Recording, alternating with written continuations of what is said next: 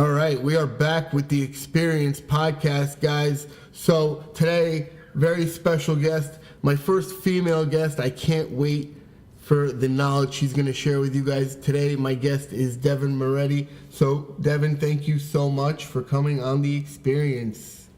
Thank you for having me, and I'm excited to share my story. Thanks again for the opportunity. No, it's my pleasure. See, it's all about getting people that have the ability to share their passion, and that's what's going to create change, and that's what we're trying to get here. So tell people a little bit about you and why you're on the Experience. I am a personal trainer, and what I do is I teach women how to feel empowered and confident in their bodies through self-love and self-care. And we decided to come on the podcast and talk a little bit more about how health and fitness can be more about self-care and not always doing it to change the way we look, which I feel is usually why people start eating healthy and working out. So if you could tell somebody starting a new fitness routine, as far as diet, exercise, what should they focus on? What would be the 3 things you think would help them the most? I feel for beginners, typically what happens is they start to do everything all at once, which can tend to be really overwhelming, and that's where people usually fall off because they're just really overwhelmed, and then the minute they mess up or slip up, they're like, I can't do this, it's just too much, especially with my schedule. So I think it's really important that you start small and start implementing easy things into your lifestyle and progress from there. Typically, I have my clients start working out. If they start from zero, start working out 2 to 3 times a week, progress from there or stay there because, you know, you can't stay at 2 to 3 days a week. That doesn't mean that you're bad. That just might be what works best for you because what works best for you is not going to be the same as what works best for somebody else. And then as far as nutrition goes, I like to start again small by just adding in more vegetables into your diet. I'm all about adding things in rather than taking things out because usually when we have that restrictive mindset, it sets us back or the minute we have something that isn't part of the diet, we end up, in my experience, I've ended up binging or just like stopping and then starting all over again on Monday. So I think it's really important to just add things in and start small. You know, being that you're pretty, not, I don't want to say pretty young, but you're relatively younger than myself and some of the other guests we've had on the Experience. Mm-hmm. But I don't think age is a number here. I think it's all about experience and what the mindset shift is. So what I want to know is, what do you think impacted you to create this mindset shift? At what point of your life did you start to think like this? Because, being only 23, that you're thinking of a very experienced knowledge base, and I wanted to know what impacted that change in you. I struggled with my body image and binge eating in high school, and it trickled out of high school. And it really took a toll on my life. I was passing up social opportunities with my friends. Like, I wouldn't go to social events. I wouldn't go out drink with my friends, and I wouldn't live like how a typical 20-year-old lives. And I was just always in the gym. My whole life revolved around eating healthy and working out, and I realized that it wasn't serving me, and I decided that I needed to work on healing my relationship with my food, healing my relationship with my body, and allow fitness and nutrition to enrich my life and not take away from it. So I would say what started helping me was getting out of this restrictive mindset and working on healing my body image, being okay with gaining a little bit of weight, and just changing my priorities. Because really, I don't have a problem with not having abs. I only thought that I needed to have abs because somebody else told me that I needed to. Or that's because, we are constantly bombarded with being thin and being lean. Like, we're always told what we should or shouldn't look like. And I decided to make my own decision of what I wanted to look like and what was important to me, and being lean wasn't one of those things.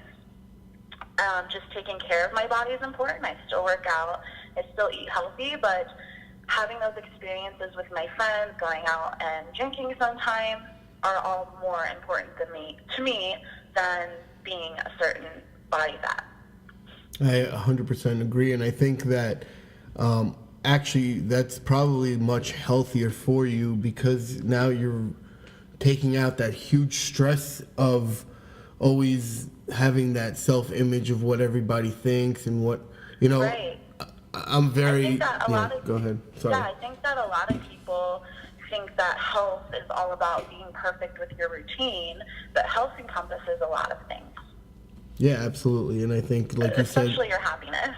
Yeah, no, absolutely. You can see so many people that.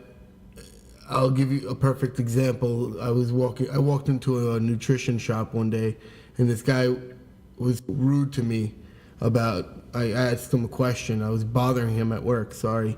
And after I paid, he's like, "Sorry, bro, I'm cutting for a competition." That type of mindset where now you can risk your career because you're cutting weight to look good, and you're unhappy actually in reality, because now you're like sacrificing all these things you enjoy eating, and or whatever, whether it be, like you said, having alcohol with friends or going for a nice meal. I mean, that's one of my being a former chef, that's like my go-to is eating out, a nice meal.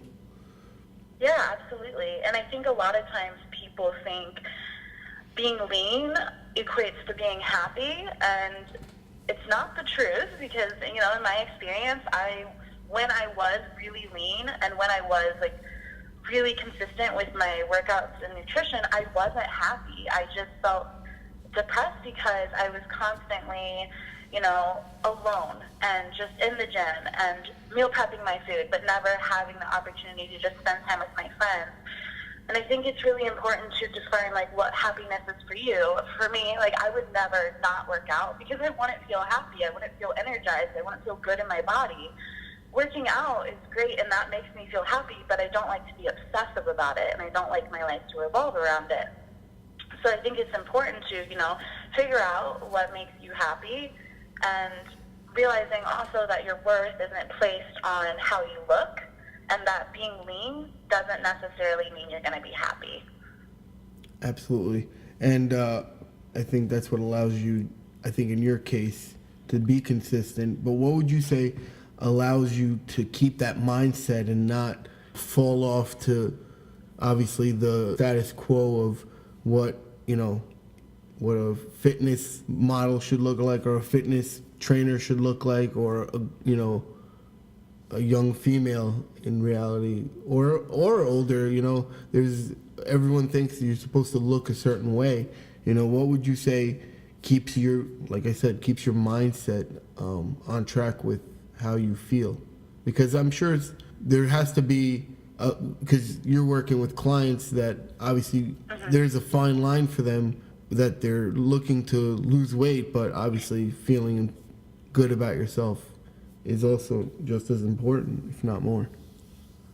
Yeah, absolutely. And I do think that people think when you love yourself and you accept yourself, it doesn't mean that it means you can't change your body, but that's not true. You can love and accept yourself and still want to make strides and change your body. That's perfectly okay, especially if you, just want to be leaner or stronger. There's nothing wrong with those things. It's just where those things are stemming from. So if you want to change your body because you feel like you're not worthy enough unless you lose weight, that's when it's a deeper issue, versus if you look in the mirror and you're like, you know what, I could lose a little bit of body fat, but I'm still enough right now. So it's kind of just changing the inner dialogue you have with yourself and practicing self-love. It's not just this, I think a lot of times, especially now with the self-love being like a really popular topic, a lot of people think that self-love is just this glamorous thing, overnight switch, you just love yourself, but it's a lot of work. It's practicing being more compassionate with yourself, being more understanding. Again, changing the inner dialogue you have with yourself, realizing that your worth isn't contingent on how you look, and trying to break up with narratives that you have around your body or around your worth in general.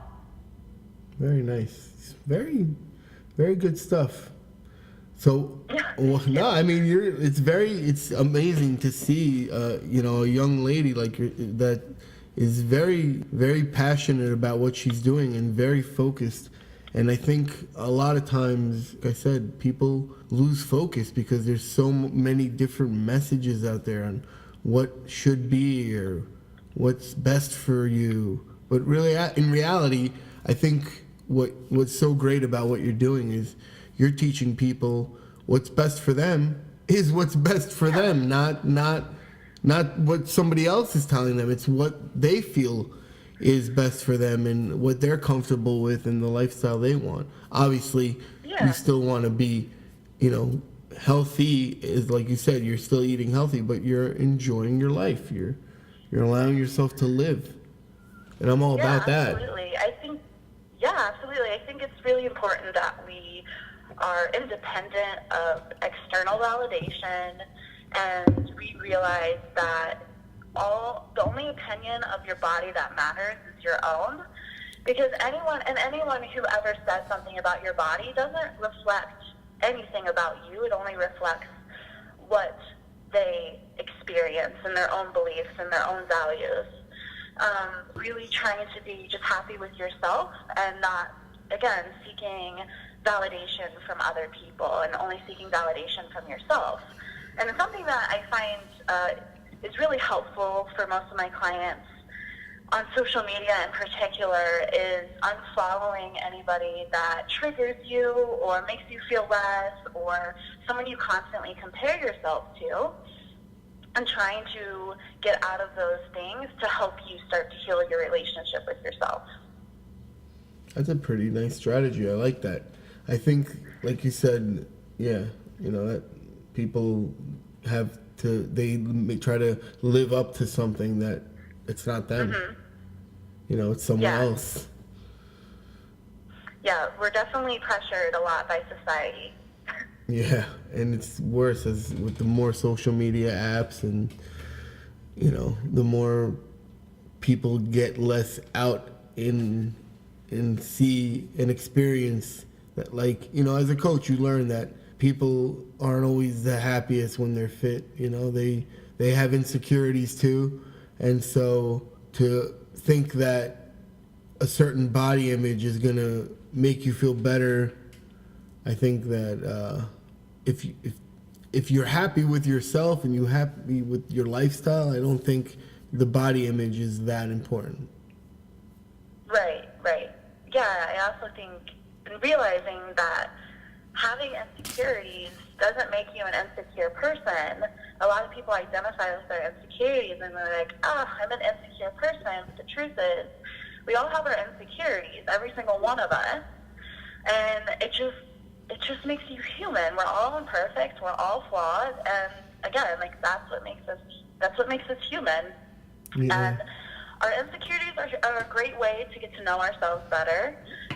They don't have to be this thing that we run away and hide from. We can work through them and begin to unpack them and figure out why we feel insecure about that thing and then overcome it. That's great, because these are things that, as you're speaking, I'm picking up, these are your techniques, but I think people should write these down. Go back, listen to what you just said. These are, absolutely. It's almost like a checklist that you're creating for your mindset. Yeah, absolutely.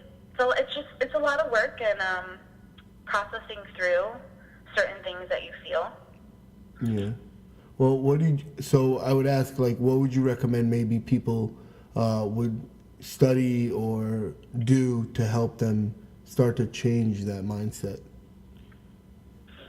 As far as feeling feeling As far as, yeah, I mean, maybe. So, for example, I always tell people when we use a machine called an InBody, which tells you your skeletal mass, your body fat percentage, and most people, their metabolic rate is shit, and so it's impossible for them to lose weight because they can't even eat the amount. They're trying to eat healthy, but they're eating like 8 or 9 or 1,200 calories a day, and they need to be eating like 1,800 to 2,000 calories a day, but they don't realize that, and so when they look at the scale, they get so discouraged. And I try to tell them, I say, ignore all the numbers that the InBody's giving us. Just focus on, in my opinion, the most important thing that's a health issue is your metabolic rate.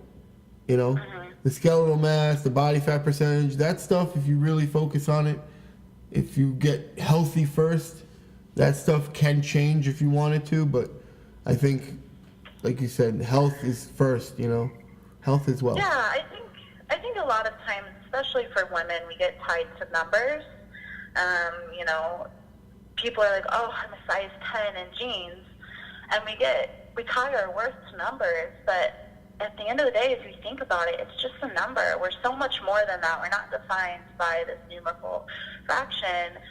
And a good way to put things in perspective is if you go shopping and you have to buy a large or you have to buy a size 10 jean, that's just the size of clothing you have to look for. It's not this, I'm a size 10 unworthy.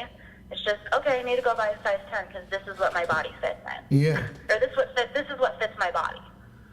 And there's nothing wrong with that. It's just a number. I just have my clients practice the weight or stepping away from the scale and breaking up with it because usually they just tie it to their worth. And it's also just, the scale fluctuates daily, and that's completely normal. Sometimes it can be helpful for someone to step on the scale daily and realize that it fluctuates daily, and that also it's not a determination of your progress because you can be dropping body fat without the scale even moving. Or it can move up if you are, putting on some muscle. Yeah, for sure. And then, other things to help start being more compassionate and kind to yourself is focusing on, the inner dialogue you're having with yourself or changing the way you speak about certain things. For example, I think a lot of women look at cellulite and they're like, oh, gross. But instead of looking at the cellulite and tying it to a negative meaning, just call it for what it is. Look in the mirror and say, oh, there's cellulite. Oh, there's some more body fat. Oh, there's stretch marks. And not tying it to a meaning because it's just cellulite and it's normal. And then also reminding yourself, I have cellulite. This is normal. This is something that my body creates. It's not disgusting or weird. It's Everyone just has my body creates. it. Everyone has it. Yeah, even when they're lean. Yeah, that's what people. Even when I was lean, I had it, and I have more now, but it's okay. Exactly. No, it is okay, and I think that's what that's what's important. And and also realizing that most of the time the reason we think those things are gross is because of companies promoting get rid of your cellulite, or in the magazine how to get rid of your cellulite, and we're constantly bombarded with these messages telling us to get rid of it, and so that just puts it in our head ew, this is gross, I need to get rid of it because somebody else told me to. Yeah, for sure. So who are some of the people that inspired you or led you maybe in this path? Because being very successful with what you're doing, somebody had to show you the way, or?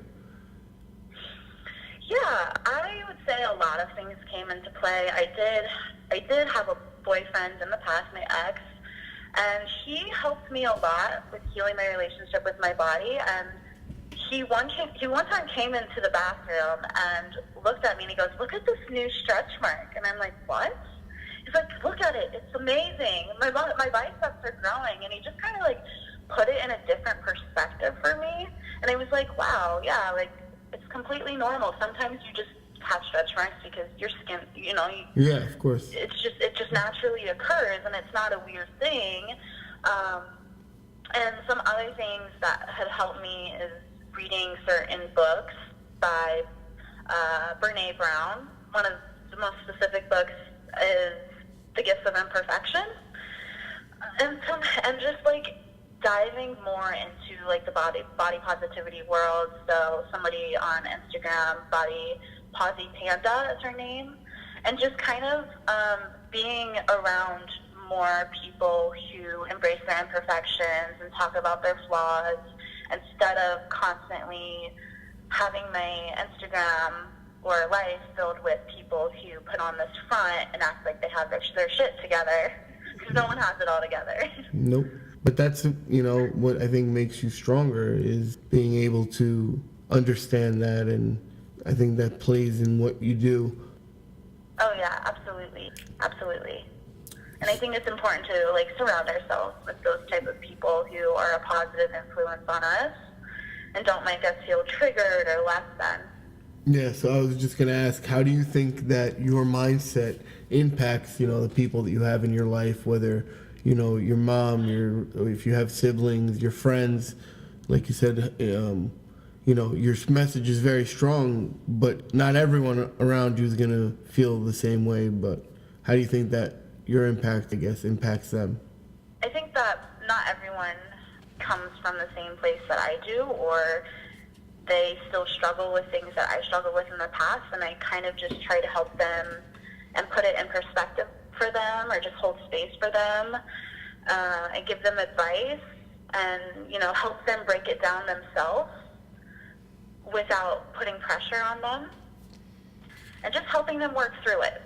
You really try to focus on the mind over body experience, being in the personal training realm. Do you ever find anybody very resistant, I guess, and trying, I guess, to go? Or when, like, let's say a client you're trying to work with, you explain to them, your way and your strategy or your method, whatever you want to call it. Do you find that sometimes people can be very resistant, or it's hard, for them to stay with that mindset? What do you think allows you maybe to have those success with them? Yeah, my whole coaching program, I make it clear up front that it's not all about fat loss, and while they probably, they will lose body fat because they're changing their lifestyle and they're starting to incorporate exercise and eating more nutrient-dense foods. But I do, center it around letting them know that this isn't a quick fix. It isn't a lifestyle. You're not going to drop, in a crazy amount in this many days. It's not what my program is about. It's about, helping you and teaching you how to feel confident in your skin before you even lose the weight. Because unlike most fitness programs, they promise once you lose the weight, then you'll feel confident, whereas I'm the other way around. I'm going to teach you how to feel confident right now before you even reach whatever goal you have in mind. Yeah. So I say that in the beginning, and even when they know that, it's still hard to be in a place where you aren't confident and try. A lot of people just think that being lean is going to help them. So I have an entire self-love program that they go through, and they go through it throughout the program to help them break up with certain narratives they have about their body, to change the way they speak about their body. And that's been tremendous help in my program because it helps them gain that confidence that they're looking for. Smart. I like it. That's good stuff. No, it's great. It's my favorite part. Yeah, no, you really get to know the people you're working with, and I think that creates a communication and a bond that's much stronger for success. Yeah, absolutely. Awesome. So where would people be able to find I know you have a course, or where would people be able to follow some of the work that you do? Yeah, so I am very consistent on Instagram. That's where I post the most, which is just my full name, Devon Moretti. And I also run a free body confidence course, which can be found on my Instagram or on my website. Again, devondaymoretti.com. I keep it pretty simple. And the free body confidence course is just a course that gets sent directly to your email, and it's me talking about my story and sharing advice that I took to help me feel confident in my body that might help other women feel confident in their body. So maybe we can give people a little sneak peek about what we plan on doing at Long Island and how we're going to have you come down. Yeah, absolutely. I would love, or I plan on coming down in around May to talk about body confidence and self-acceptance and share some of my insights on it and hopefully provide value and have women walk away feeling just even 1% better. I love it. That's one of our quotes that we have on the wall in our facility is be 1% better. And that's what it's all about. Yeah, so you don't have to feel 100% better. Just 1% better is enough. That's it. Awesome. So, guys, you know where to find her. She made it so simple for us. I want to say thank you so much for coming on. Really appreciate it. Thank you for having me. I'm so looking forward to having you come down and get to speak to the women face to face, and they can really get to experience the passion, because I think what you're doing is awesome. And a lot of what we try to focus on, especially myself when I'm coaching people, is, hey, just feel good. Just feel better than you did yesterday. That's all you need to worry about. Everything else will fall into place. So. Yes, absolutely. Thank you again so much.